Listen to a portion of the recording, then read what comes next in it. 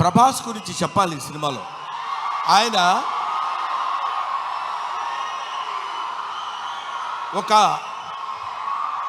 ప్రపంచం గర్వించదగినటువంటి నటుల్లో ఇప్పుడు ఒకడు ప్రభాస్.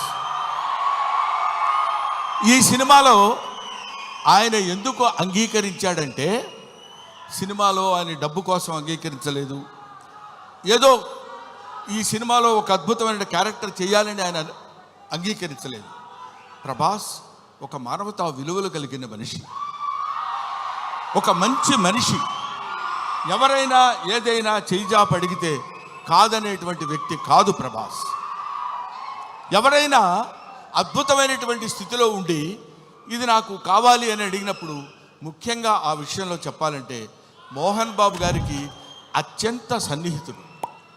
మోహన్ బాబు గారు ఎలాంటి వాడంటే, ఓ చిన్న ఆల్కహాల్ లాంటి వాడు, అలవాటైతే వదిలిపెట్టలేం. అలాగే ఎంతో మోహన్ బాబు గారి మత్తులో, మోహన్ బాబు గారి ప్రేమలో మునిగి తేలినటువంటి వ్యక్తి కాబట్టి ప్రభాస్ ఈ సినిమాలో చేశాడు. అరే మోహన్ బాబు గారి ఎంట్రీ చూశారు కదా, అతను స్టీఫెన్ కూర్చున్నాడు, మ్యూజిక్ డైరెక్టర్. ఆ మోహన్ బాబు గారి ఎంట్రీ అలా పెడితే ప్రభాస్ శివప్రభాసుడు. అతను శివుడి చేత ప్రకాశవంతంగా పెరిగేవాడు, 6 అడుగుల అందగాడు. అతను విగ్గు పెట్టుకుని అలా వస్తున్నప్పుడు ఒళ్ళు గగురు పొడిచి వీర తాండవం, శివ తాండవం చేసేటువంటి విధంగా ఆ సినిమాలో నటించాడు ప్రభాస్. నేను చూశాను. ఆహా, ఇది కదా సినిమా, ఇది కదా శైవభక్తి, ఇది కదా దైవభక్తి అని నిరూపించేటువంటి సినిమా.